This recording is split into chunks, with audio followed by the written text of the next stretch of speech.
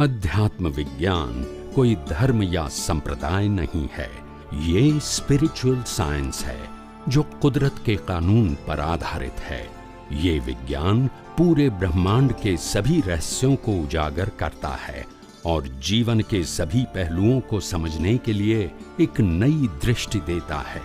इसी को art of vision कहते हैं, दुनिया को देखने की एक नई दृष्टि, जो अध्यात्म विज्ञानी परम पूज्य स्वामी श्री कमलेशानंद जी के निर्देशन में सनातन सत्य का अनुसंधान कर हमारे जीवन को प्रकाशित करे।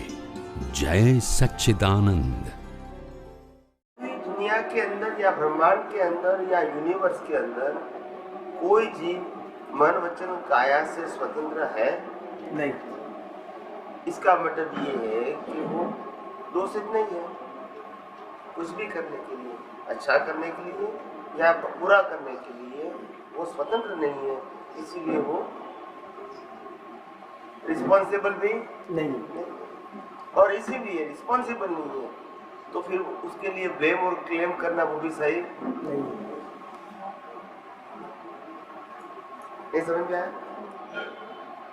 और ब्लेम और क्लेम करते हैं क्योंकि ये जो ज्ञान है उसमें कर्टेन आ गए, क्या आ गए, आवरण। इसीलिए हमको ये बात समझ में नहीं आती है और कभी ये बात ज्ञान के रूप में मिल गई, वो भी नॉलेज के रूप में रहती है, एक्शन के फॉर्म में यानी विजन में के फॉर्म में नहीं आती है, एप्लीकेशन के फॉर्म में नहीं है। क्योंकि ये जो ज्ञान है वो ज्ञान शब्द ज्ञान है। क्या है? शब्द। हमारा अनुभव है, आपके लिए शब्द ज्ञान है। आप जब रियलाइज करोगे तो आपके लिए अनुभव ज्ञान है, फिर आप दूसरे को बताओगे उनके लिए शब्द ज्ञान है। शब्द ज्ञान।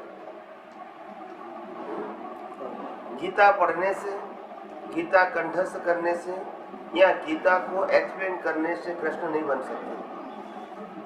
रामायण पढ़ने से, रामायण पढ़ाने से हम राम नहीं बन सकते हैं और आगम पढ़ने या पढ़ाने से हम महावीर नहीं बन सकते, क्योंकि ये शब्द ज्ञान है। क्या है?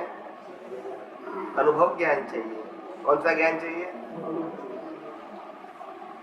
आज लाखों लोग गीता के ऊपर प्रवचन करते हैं कि नहीं? क्या सब प्रश्न हो गए? जब तक एक्सपीरियंस नहीं हुआ तो फिर क्या? ये तो नॉलेज है। क्या है? बुद्धि से, अपनी बुद्धि से या तो अल्पमति से इसको डिस्क्राइब करते हैं कि गीता में कृष्ण भगवान ने क्या लिखा है, क्या कहा। वो अपनी मति से, कैसे? खुद का दर्शन नहीं है।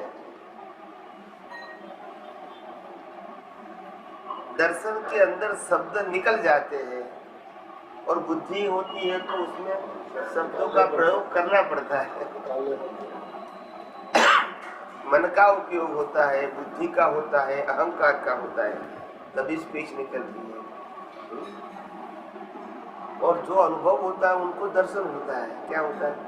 दर्शन से जैसा दिखता है वैसे स्पीच निकल जाती है। स्पीच निकालनी नहीं पड़ती है। किसको पानी पीना है? समझ में आया सबको? तो ऐसा है,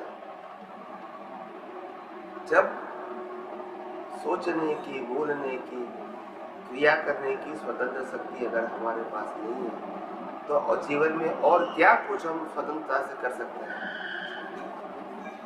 कुछ कर सकते हैं?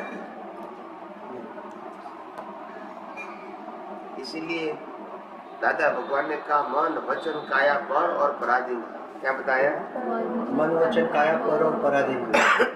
मगर उनके शब्दों को लोग नहीं समझ पाए, इसीलिए हमने कहा मन वचन काया वो कर्मों की भुगतान का साधन मात्र है, वो पुरुषार्थ करने का साधन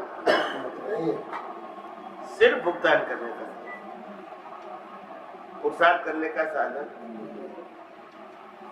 जो इंस्ट्रूमेंट डिपेंडेंट है उसमें पुरुषार्थ करने की फ्रीडम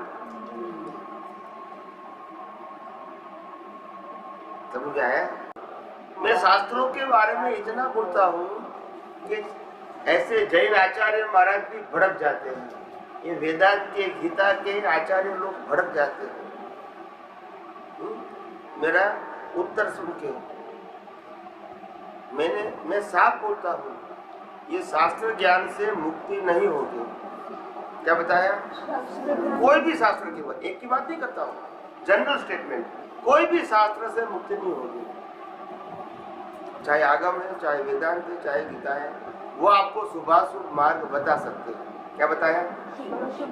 अशुभ को छोड़ो, शुभ करो, पापों से बचो और पुण्य उपार्जन करो, मानवतावादी कार्य करो, तब जप त्याग करो, ये बता सकते हैं। मुक्ति का मार्ग नहीं बता सकते कोई भी किताब। आप समझे? और समझ भी नहीं आएगी। जैसे कृष्ण भगवान ने अर्जुन को उत्तर दिया, अर्जुन का तो मोक्ष हो गया, मगर आज गीता पढ़ने वाले और पढ़ाने वाले यहाँ घूम रहे हैं। क्या बताया? पढ़ने वाले और पढ़ाने वाले दोनों यहाँ घूम रहे हैं। क्यों? गीता तो वही है। तब ज्ञानी कहते हैं कि बाप और बेटे के बीच कितना अंतर होता है? अप्रोक्सीमेट 25 साल। 50 साल का बाप और 25 साल का बेटा, ये दोनों मॉर्निंग में चाय पीते समय डाइनिंग टेबल पर बैठे हैं और बच्चा प्रश्न करता है कि मेरे को मोबाइल चाहिए, इंटरनेट वाला लेटेस्ट टेक्नोलॉजी वाला मोबाइल चाहिए। पिताजी कहते भी क्या जरूरत है, घर में एक तो लैंडलाइन लगाया हुआ है, फिर क्या तकलीफ है, जो भी काम चलाना है चला लो। बोला नहीं, बोला हमको मोबाइल के बिना नहीं चलेगा। फादर कहते मेरे फादर है, वो बिना मोबाइल पूरी लाइफ जिए, मेरी आधी से भी ज्यादा कट गई, ये भी बिना मोबाइल चला, और आप कहते हैं मोबाइल के बिना मैं जी नहीं सकता हूँ। ऐसा कैसे? डिफरेंस ऑफ ओपिनियन होता है, जनरेशन गैप। क्या बोलते हैं? जनरेशन। 50 साल का जीवित बाप 25 साल के जीवित लड़के को समझ नहीं पाता है। और वही पिताजी 2500 या 1000 साल पुरानी किताब समझने बैठा है, नहीं समझे। जिंदे बच्चे को नहीं समझ पाते और छपी हुई किताब को समझने ले बैठा है। कितना गैप है बोलते हैं? आप समझे? पूरा कॉन्ट्रडिक्शन।